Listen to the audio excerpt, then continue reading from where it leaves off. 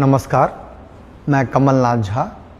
शिक्षा की बात हर शनिवार के इस नए अंक में आप सभी का स्वागत करता हूं, अभिनंदन करता हूं। हम आज फिर से शिक्षकों और अभिभावकों के कुछ प्रश्नों के साथ उपस्थित हैं। आपके प्रश्नों के उत्तर देने के लिए हमारे साथ डॉक्टर एस सिद्धार्थ, शिक्षा विभाग के अपर मुख्य सचिव उपस्थित हैं। मैं आपका स्वागत करता हूं, अभिनंदन करता हूं सर। तो हम लोगों ने उस जिला तो अलॉट कर दिया। हम लोग नहीं चाहते थे कि कुछ को स्कूल अलॉट कर दें और कुछ को जिला भी नहीं अलॉट करें, तो हम लोगों ने जिला अलॉट कर दिया। और हम लोग इस व्यवस्था में मैनेज करने में है कि कुछ टीचर्स वहाँ जब जाएंगे तब हम लोग उस टीचर्स को रिलीव कर देंगे। तो ये प्रक्रिया ऑनगोइंग है कि धीरे धीरे। और इसी में भी आपका जब आप देखेंगे कि हम लोगों ने TRE 3 में जो बचे हुए कैंडिडेट्स हैं उनका काउंसलिंग शुरू किया। उसके बाद DLED MED वाला जो केस मुकदमे से जो अभ्यर्थी आए हैं 150 और 1,500 वो भी आ रहे हैं। तो ये सब जो ज्वाइन करेंगे तो ये सारे जो जहाँ पर एक संभावना थी कि टीचर्स मतलब स्कूल बंद हो जाएंगे तो वहाँ पे पोस्टिंग करते हुए इनको रिलीव करेंगे। और मोस्टली ये जो 1 से 5 वाले टीचर हैं ये बहुत ही पैनिक हो रहे हैं कि अब क्या होगा।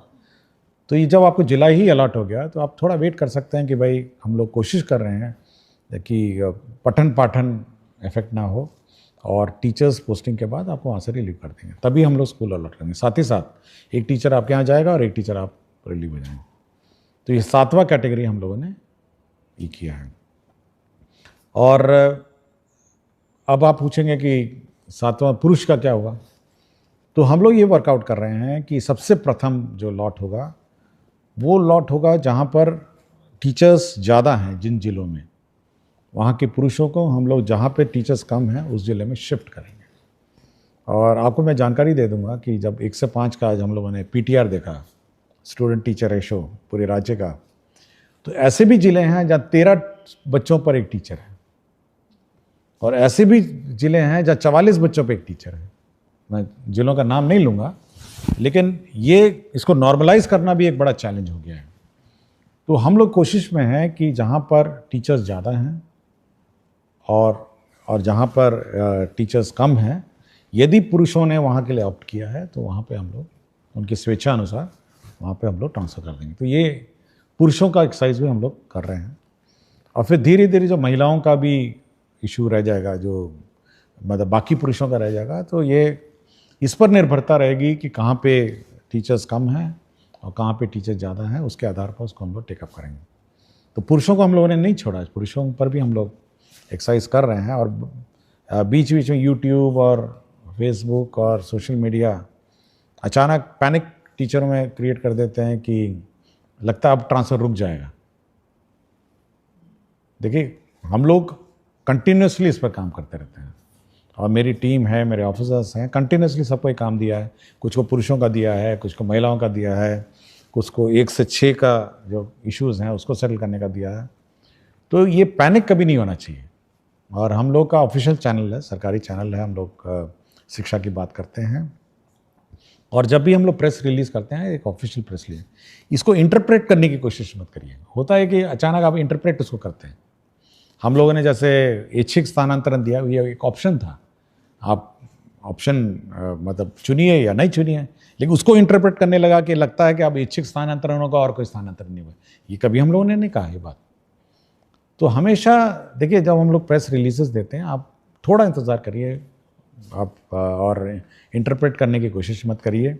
हमारा ऑफिशियल चैनल्स हैं जिस पर हम लोग अपना क्लैरिफिकेशन देते हैं और हम चाहते हैं कि ये पूरी व्यवस्था ट्रांसपेरेंट हो और टीचर्स को जानकारी हो कि उनके साथ क्या हो रहा है। कोई बात हम छुपा के नहीं रखना चाहते कि भाई हम छुपा के रखे हुए हैं और मतलब हम लोग अन्यथा बोलना नहीं चाहते। हमने आपको बता दिया कि 34 लोग हम लोगों से गलती हो गई, छूट गया थे। हम लोग जिसको खोज के निकाले थे, जिनको 1 से 6 कैटेगरी में जिनको जिला अलॉटेड है, स्कूल अलॉटेड नहीं है, कर रहे हैं। और जो लोग अब कुछ लोगों ने मुझसे पूछा, अचानक बहुत सारे मैसेजेस आए कि सर अंतर जिला वाले को तो आपने पास कर दिया और बाहर वाले जिले को आपने छोड़ दिया। देखिए, टीचरों को समझना भी ये चाहिए। देखिए, सीनियरिटी जब टीचरों की लिखी जाती है तो जब आप किसी अन्य ज़िले में जाते हैं तो आपकी सीनियरिटी उस ज़िले के टीचरों के सीनियरिटी सबसे नीचे हो जाती है, ये भी समझना चाहिए। और प्राथमिकता हमेशा उस ज़िले के अंदर इनसाइडर टीचर की है, और आपकी प्राथमिकता उसके बाद आती है, क्योंकि आप उस ज़िले के अंदर जा रहे हैं। तो अचानक ये भी पैनिक हो गया कि देखिए उसको तो कर दिए, हमको छोड़ दिए, हमको टेकअप किए तो उसको छोड़ दिए। तो हम लोग एक फार्मूला से चलते हैं और एक सिस्टम से चलते हैं। हम लोग कोई मतलब रैंडम नहीं करते हैं, और निर्णय भी रैंडम नहीं होते। उसकी पॉलिसी होती है कि देखिए हम लोगों ने विद इन डिस्ट्रिक्ट है इनको ऐसे ट्रीट किया, आउटसाइड डिस्ट्रिक्ट है क्योंकि उनकी प्राथमिकता नीचे है, सबसे नीचे है, उनको हम लोगों ने ऐसे ट्रीट किया। तो ये सब हम लोग देखते हैं। तो कभी भी टीचर को ये नहीं सोचना चाहिए कि हम पक्षपात करते हैं या कोई रैंडम व्यवस्था करते हैं। हम लोग जो ट्रीटमेंट किसी एक कैटेगरी टीचर के साथ करते हैं वही ट्रीटमेंट हम लोग बी कैटेगरी टीचर से। और कोई हम लोग मतलब इसका गलत इंटरप्रिटेशन किसी टीचर या किसी सोशल मीडिया में जो हमारे टीचर्स ग्रुप बहुत सारे हैं उनको नहीं करना चाहिए। आप पूछ सकते हैं, विभाग से पूछ सकते हैं, बहुत सारे पदाधिकारी हैं, डायरेक्टर हैं, डीईओ हैं। और हम लोगों ने ये भी व्यवस्था की है व्यवस्था में कि अगर आप अपने प्रेजेंट पोस्टिंग से शुद्ध हैं विद इन द डिस्ट्रिक्ट, तो आप अपने स्थापना समिति अपने ग्रीवांस पोर्टल में आप अप्लाई करिए। और ग्रीवांस पोर्टल डीईओ देखते हैं, आरडीडी देखते हैं, और हम भी देखते हैं, और मॉनिटरिंग उसकी होती है। और जिला स्थापना जो समिति है, जो डिस्ट्रिक्ट की कमेटी है, वो अगर आपको कोई विशेष समस्या हो, मतलब बहुत ही विशेष समस्या हो, एनमास तो नहीं ले सकते अचानक फिर से 10-20 हज़ार का शुरू नहीं कर सकते, लेकिन आपको कोई विशेष समस्या है, आपकी सुनवाई करेगी और आपके समस्या का समाधान करेगी। और मैं बार बार यही बात कहता हूँ और हर फोरम पे यही कहता हूँ कि टीचर्स की सुविधा तो हम लोग कंसिडर करते हैं, लेकिन बच्चों की असुविधा हम लोग मतलब क्रिएट नहीं करना चाहते हैं। हम लोग ऐसी व्यवस्था नहीं क्रिएट करना चाहते हैं जहाँ पे स्कूल बंद हो जाएं, पढ़ाई पाठन अफेक्टेड हो जाए, या फिर मैथ्स टीचर चले जाते हैं तो मैथ्स टीचर अब नहीं है तो क्या करेंगे, साइंस टीचर अचानक ट्रांसफ़र हो गए तो क्या करेंगे। तो वैसी व्यवस्था हम लोग नहीं चाहते। हम लोग चाहते हैं कि बच्चों की पढ़ाई जो है, शिक्षा विभाग की प्रायोरिटी बहुत ही क्लियर होना चाहिए, शिक्षकों को भी, अभिभावकों को भी, कि शिक्षा विभाग की सबसे प्रथम प्रायोरिटी शिक्षा व्यवस्था में सुधार और शिक्षा व्यवस्था को सुदृढ़ करने का। ये बिल्कुल टीचर लोग भी अपने दिमाग में बैठा लें और हम भी अपने दिमाग में बैठा चुके हैं। उसके बाद आता है हमारे टीचर्स का कंफर्ट और अपने टीचर्स की सुविधा। ये ऊपर ओवरराइड नहीं कर सकता है कि हम अचानक टीचरों को रिलीव कर दें और स्कूल बंद कर दें। नो, ये हम लोग नहीं कर सकते। शिक्षा व्यवस्था सरकार 22% बजट इसलिए देती है कि हमारे बच्चे पढ़ें, हमारे बच्चों को अच्छी पढ़ाई हो, और इसीलिए सरकार ने बहाल किया है विभिन्न स्कूलों के लिए टीचर्स की पढ़ाई सुचारू रूप से चले। हाँ, आप लोगों को कठिनाई हुई है, बहुत सारे पोस्टिंग रैंडम पूर्व के सालों में हुए हैं। हम लोग उसको रिजॉल्व करने की कोशिश में लगे हैं, और इसमें पेशेंस होना चाहिए और थोड़ा सब्र करना चाहिए टीचरों का। अगर किसी का कोई इशू है तो उसकी सुनवाई होगी और उसका रिजॉल्व होगा, लेकिन अचानक पैनिक नहीं होना चाहिए कि अचानक कोई अब नहीं, ये नहीं होगा, वो नहीं होगा। ये थोड़ा पैनिक टीचरों में नहीं होना चाहिए। आपको अपने पठन पाठन में ध्यान दीजिए और धीरे धीरे आपकी एक एक बात की सुनवाई होगी। और जहाँ तक यथासंभव, मैं बात बोलता हूँ, यथासंभव हम लोग आपका ख्याल रखेंगे, लेकिन आप अपने शैक्षणिक व्यवस्था और पढ़ाई व्यवस्था सुदृढ़ रखें और यह सुनिश्चित करें कि आपके विद्यालय में पढ़ें। बहुत बहुत धन्यवाद सर। मैडम मुस्कान के माध्यम से ही, सवाल के माध्यम से ही आपने बहुत विस्तार से बताया है, और मुझे लगता है कि बाकी शिक्षकों के लिए भी ये बहुत लाभप्रद है। सर, दूसरा प्रश्न है, प्रिंस तिवारी हैं, वैशाली जिला के पातेपुर ब्लॉक के, ये संस्कृत के अध्यापक हैं। इनका कहना है कि संस्कृत में मैं बच्चों को आगे बढ़ता देखना चाहता हूँ, पर उन्हें लगता है कि संस्कृत से उनका कुछ नहीं होगा, जबकि संस्कृत के पाठ्यक्रम में वेद मंत्र, वैदिक साहित्य और वेदांत हैं। ज्ञान, संस्कृत, दर्शन और वैज्ञानिक चेतना वाली भाषा संस्कृत से बच्चों को कैसे जोड़ा जाए, मार्गदर्शन चाहते हैं। देखिए, आपको जानकारी होगा, हम लोगों ने संस्कृत बोर्ड के अध्यक्ष की भी नियुक्ति हाल ही में की है, और हम लोग डिस्कशन भी कर रहे थे कल की बैठक में मैं बात भी कर रहा था कि कैसे संस्कृत शिक्षा को और सुधार किया जाए। और यह सबसे पुरानी हमारी भाषा है और हमारे धर्म ग्रंथ भी इसी भाषा में लिखे गए हैं और हमारे वेद और पुराण जो भी कही गई है। और बहुत सारी भाषाओं की ये मतलब ये बेस भाषा है, मतलब इस पर बहुत सारी भाषाएं हैं इस देश की, इसके ऊपर बनाई गई। इसलिए ये बहुत ही हमारे लिए मतलब इम्पॉर्टेंट भाषा है और हम लोग के दिल के करीब है, ये इम्पॉर्टेंट है। और एक तो जैसे बहुत सारे वेद मंत्र और ये सब में तो है ही है, लेकिन बहुत सारी सरकारी नौकरियों में भी आजकल संस्कृत एक बहुत इम्पॉर्टेंट, यूपीएससी में है आपकी संस्कृत भाषा है, आर्मी में बहुत सारे नौकरियां हैं, साथ ही साथ शैक्षणिक संस्थाओं में भी ये संस्कृत भाषा में नौकरियां हैं। और साथ ही साथ ये बहुत ही कंप्यूटर फ्रेंडली भाषा है, ये इतनी मैथमेटिकल है कि ये कंप्यूटर फ्रेंडली भाषा है। इसलिए बहुत सारे मैं कहीं पढ़ रहा था कि कुछ लोग नासा में भी संस्कृत पे पेपर लिखे हैं, मैं जस्ट पढ़ रहा था। लेकिन ये बहुत ही महत्वपूर्ण भाषा है और ये हम लोग के दिल के करीब और ये बहुत ही आदर से हम लोग को इसको पढ़ना चाहिए और इंटरेस्ट लेना चाहिए। शुक्रिया सर। एक है पुनीता कुमारी, राजकीय मध्य विद्यालय कोटवा गोपालगंज की हैं। इनका कहना है कि सर्वप्रथम आपके द्वारा किए गए बेहतरीन कार्यों हेतु आपको साधुवाद दे रही हैं सर। महोदय, आपके द्वारा अभिभावक गोष्ठी को लेकर एक कैलेंडर जारी किया गया है जो बेहद सराहनीय और प्रशंसनीय है। महोदय, क्या उक्त कैलेंडर को सभी विद्यालयों के सूचना पट पर लगाया जा सकता है जिससे कि अभिभावकों को पूर्व से ही गोष्ठी के संबंध में सूचना मिल सके? यह अत्यंत लाभकारी सिद्ध होगा।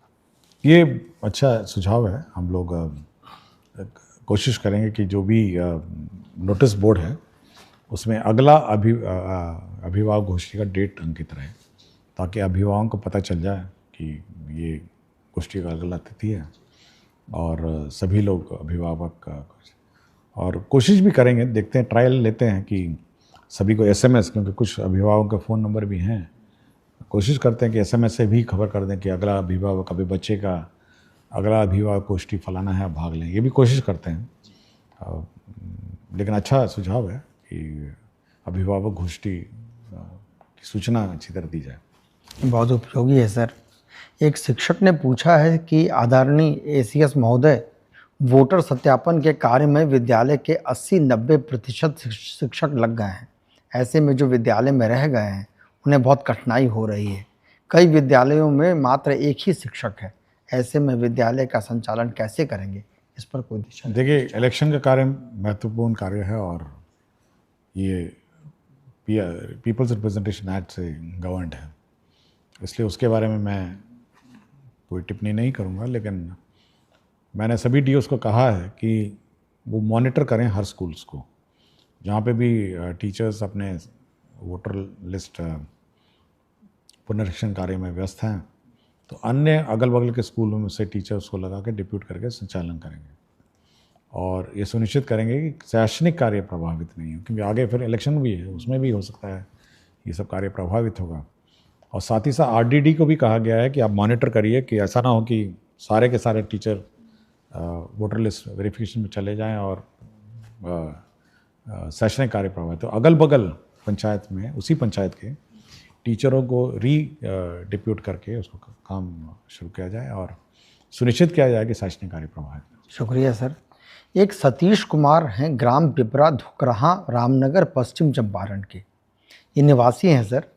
इनका कहना है कि इनके 2 बच्चे हैं पिपरा धोकराहा रामनगर में, ये पढ़ते हैं। महाशय, आजकल अत्यधिक गर्मी के सीज़न में भी किसी कक्ष में पंखा नहीं लगवाया गया है, जिसकी वजह से हमारे बच्चे की तबीयत खराब हो जाती है।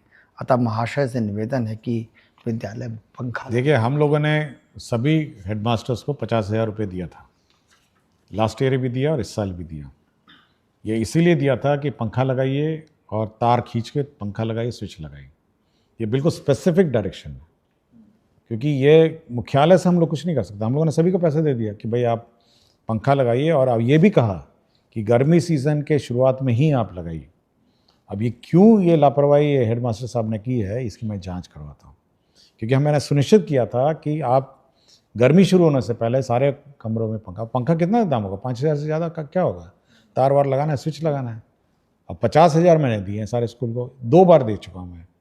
तो ये मैं चेक करता हूँ कि हेडमास्टर ने क्यों नहीं किया, और ये बिल्कुल स्पष्ट है। मतलब मैं बाकी अभिभावक को कह रहा हूँ कि ये हेडमास्टर को पैसा दिया गया है पंखा लगाने के लिए, स्विच तार सबके लिए। Thank you sir. ये एक मनीष कुमार हैं, वर्तमान में अररिया जिले के नरपतगंज ब्लॉक के उत्क्रमित उच्च विद्यालय मिर्दौल में पीजीटी केमिस्ट्री के शिक्षक हैं। इन्होंने कहा है कि मैंने अपनी पढ़ाई आईआईटी पल्लाक्कड़ केरला से की है। उसके पश्चात पीडब्ल्यू कैरियर पॉइंट जैसे बड़े कोचिंग संस्थानों में केमिस्ट्री फैकल्टी के रूप में 1 लाख रुपए से अधिक की महीने की सैलरी छोड़कर सरकारी विद्यालय में शिक्षण प्रारंभ किया, ताकि आर्थिक स्थिति से जूझ रहे बच्चों के जेई नीट जैसे परीक्षा को पास करने में बाधा न आए। लेकिन वर्तमान स्थिति यह है कि यहाँ फिजिक्स और मैथमेटिक्स के पीजीटी शिक्षक ही नहीं हैं, जिसके चलते टीम वर्क हो नहीं पा रहा है, साथ ही अन्य परेशानियों का भी सामना करना पड़ रहा है। अतः मेरा उद्देश्य पूरा नहीं हो पा रहा है। तो क्या मुझे बीएसईबी फ्री कोचिंग ज्वाइन करने का आदेश और स्वीकृति विभाग से मिल सकता है? देखिए, हम लोगों ने आपको याद होगा हाल ही में हमने चिट्ठी लिखा है कि जहाँ पर जो सब्जेक्ट टीचर्स नहीं हैं, आप डेपुटेशन से उसको काम चलाइए। अगल बगल पंचायत के जो स्कूल्स हैं उसी में आप डेपुटेशन से काम चलाएं। और हमारी बात भी हो रही है साइंस एंड टेक्नोलॉजी डिपार्टमेंट के साथ कि कुछ फैकल्टी या कुछ स्टूडेंट्स जो मतलब मैथ्स और साइंस पढ़ा सकें तो वो भी कुछ कंट्रीब्यूट करेंगे। तो ये 2 स्ट्रीम है जो हम लोग कर रहे हैं, और कोशिश करेंगे कि ये जो टीचर्स की कमी है ये पूरी हो जाए, और अगला जो रिक्रूटमेंट है उसमें हम विशेषकर ये जो स्पेसिफिक सब्जेक्ट वैकेंसीज़ हैं इस पर ज़्यादा ध्यान देंगे।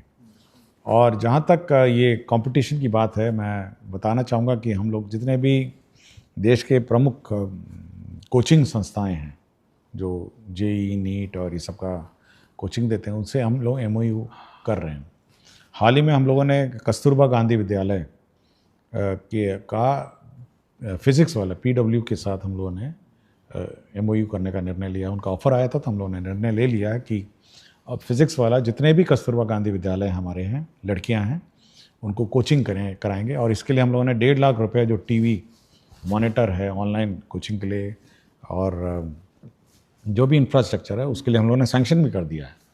तो धीरे धीरे हम लोग जब बाकी जितने भी अन्य कोचिंग संस्थाएं हैं उनके साथ भी धीरे धीरे हम लोग विभिन्न विद्यालय और विविध आवासीय विद्यालय इनके साथ हम लोग अब टाई अप करेंगे।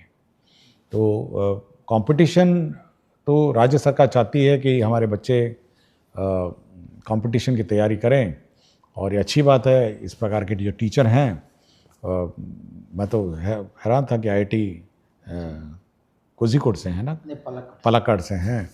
तो हम लोग इनको रिसोर्स पर्सन इस व्यवस्था के लिए यूज़ कर सकते हैं कि आप आकर जो कस्तूरबा गांधी विद्यालय में जो कोचिंग कराई जा रही है उसको कोऑर्डिनेट करने के लिए हम इनको यूज़ कर सकते हैं। लेकिन मुझे इतना ही डर है कि अगर मैं उनको भी निकाल दूंगा, जो अभी बाकी टीचर की कमी है, तो इनकी भी कमी हो जाएगी वहाँ पे। तो कुछ व्यवस्था करते हैं, आई विल ट्राई कि वहाँ टीचर किसी अन्य स्कूलों से डिप्यूट करें और इनको हम ज़रूर रिसोर्स पर्सन के रूप में यूज़ करेंगे। बहुत बहुत शुक्रिया सर। ये मुझे निश्चित है केजीबीवी की लड़कियाँ बहुत खुश हों। हाँ, हम चाहते हैं कि वो बहुत सबसे गरीब परिवार की आती हैं, कस्तूरबा गांधी विद्यालय हॉस्टल में रहती हैं, तो कम से कम एक कोचिंग का जो एक्सपोजर है या ट्रेनिंग है कम से कम वो मिल सकेगा हमको। शुक्रिया सर। एक नताशा हैं, विशिष्ट शिक्षिका हैं।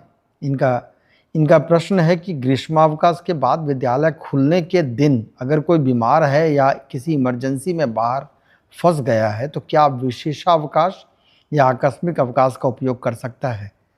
देखिए, अवकाश के बारे में डिटेल गाइडलाइन है, और अगर कोई ऐसी परिस्थिति में तो अवकाश तो मिल ही जाना चाहिए। हमको नहीं लगता कोई अवकाश मिलने में कोई प्रॉब्लम है। ये प्रश्न है गोपाल कुमार बेलसन सीतामढ़ी के हैं। सर, इनका कहना है कि आपके नेतृत्व का मैं प्रशंसक हूं और महोदय, उच्च माध्यमिक विद्यालय में इस सत्र से त्रैमासिक परीक्षा होनी है। पूर्व में यह मासिक था। निर्धारित सिलेबस जिसे त्रैमासिक परीक्षा, अर्धवार्षिक एवं वार्षिक परीक्षा में प्रश्न पूछे जाएंगे, उक्त में हमेशा कन्फ्यूजन की स्थिति बनी रहती है। कृपया आधिकारिक सिलेबस माहवार उपलब्ध कराया जाए। ये हम लोग परीक्षा जब त्रैमासिक होगी तो उस पर्टिकुलर सिलेबस को हम लोग वो भी डिक्लेयर करेंगे कि इस सिलेबस से त्रैमासिक होगी। तो ये CRT आपको कम्युनिकेट करेगा कि इस सिलेबस से आपकी परीक्षा होगी। ऐसा नहीं हो कि डेट निर्धारित है लेकिन सिलेबस निर्धारित है, ये स्पेसिफिक हम लोग निर्धारित करें। बहुत यूज़फुल है सर। एक शिक्षक पूछ रहे हैं कि विभाग से लेकर विद्यालय तक सूचनाओं का सही तरीके से प्रसार नहीं होने पाने के कारण कई बार विद्यालय स्तर पर कार्य बाधित होता है। सर, क्या विभाग कोई ऐसा तरीका ढूंढ रहा है जिससे सूचना एक जैसा सभी विद्यालय तक पहुंचे और सही काम हो सके? देखिए, हम लोगों ने सभी विद्यालय में टैबलेट भेजा है और बहुत सारे विद्यालयों में पहुंच भी गया है। मेरे ख्याल से 3-4 दिन में और भी पहुंच जाएगा। देखिए, ये बहुत विशेष प्रकार का टैबलेट है। ये नॉर्मल जो हम लोग यूज़ करते हैं उससे हल्का सा भिन्न है। वो इसलिए भिन्न है कि इसमें वही सॉफ्टवेयर लोड हो सकता है जो मुख्यालय से आपको निर्देशित होगा, अन्यथा वो सॉफ्टवेयर अपने डिलीट हो जाएगा। पहले तो ये है। दूसरा है, ये हमारे सेंट्रल सर्वर से लिंक्ड है। जो टैबलेट है ये बिल्कुल हमारे सेंट्रल जो मैसेजिंग सिस्टम है उससे लिंक्ड है और मुख्यालय से जैसे ही हम इसमें पत्र डालेंगे वो आपके टैबलेट में नज़र आ जाएगा। या मुख्यालय से हम कोई भी सूचना देंगे तो हर स्कूल में अपने आप पहुंच जाएगा। ये DO से, फिर DO से BO, BO से टीचर, या फिर सोशल मीडिया के माध्यम से, बिल्कुल मतलब वो बंद कर दिया। हम अगर कहेंगे कि ये टीचर का पत्र है और अभी तुरंत जाना है तो सारे स्कूल के टैबलेट में पहुंच जाएगा। तो अब वो व्यवस्था हो गई है कि हम लोग बिल्कुल मैसेजिंग सिस्टम जो है बिल्कुल कनेक्टेड हो गई है। मतलब हम लोग यहाँ से भेजेंगे और वो वहाँ के टैबलेट में आ जाएगा। और साथ ही साथ उल्टा भी है, हम लोग अगर टैबलेट से कोई सूचना निकालना चाहेंगे तो ऑटोमेटिकली पुल व्यवस्था भी है कि हम उस टैबलेट को एक्सेस कर सकते हैं और वहाँ से हम लोग सूचना प्राप्त कर सकते हैं। तो ये 2 वे कम्युनिकेशन है, वो टैबलेट है और बहुत महत्वपूर्ण डिवाइस है। ऐसा नहीं है कि वो कोई नॉर्मल मोबाइल फ़ोन की तरह की, ये कम्युनिकेशन डिवाइस है और ये लिंक करता है हमारे मुख्यालय के सेंट्रल सर्वर को, DO को, BO को और टीचर को। तो इसलिए बहुत ही महत्वपूर्ण ये इंटरवेंशन है। मुझे लगता है सर कि इसके बाद का सवाल के जवाब आपने ऑलरेडी दे दिया है। सवाल है कि हम लोगों को विभाग के द्वारा टैबलेट फ़ोन दिया गया है। सर, बच्चे इसे देखकर बहुत खुश हुए और आपको धन्यवाद दिए। सर, अब इस टैबलेट का करना क्या है? नहीं, ये बच्चों के लिए नहीं था। नहीं, ये बच्चों के लिए नहीं है बिल्कुल। अब मैंने एक फ़ोटो देखा था जिसमें बच्चों ने मुझे ही धन्यवाद दे दिया। तो मैं पूछा भी कि भाई ये तो बच्चों के पास जाना नहीं था, ये बच्चे इसको लेके क्या कर रहे हैं? देखिए, जो टैबलेट है वो पहले एक तो हेडमास्टर के पास रहेगा, फिर दूसरा टैबलेट जो है वो दूसरा टैबलेट प्रभारी है, तो तीसरा टैबलेट प्रभारी है। जहाँ 2 हैं वहाँ 2 ही हैं और 3 लोग या 2 लोग जो भी है इसको ऑपरेट करेंगे। और ये कम्युनिकेशन सिस्टम है शिक्षा विभाग का मुख्यालय और स्कूल का बीच का। स्कूल की गतिविधियाँ वो टैबलेट में दर्ज करेंगे। मुख्यालय कोई सूचना देना चाहेगा दे सकता है और मुख्यालय अगर किसी स्कूल की गतिविधियाँ देखना चाहेगा वो इस टैबलेट के माध्यम से देख सकेगा। तो ये कम्युनिकेशन डिवाइस है। ये बच्चों के लिए नहीं गया है, बच्चों के लिए अलग से है।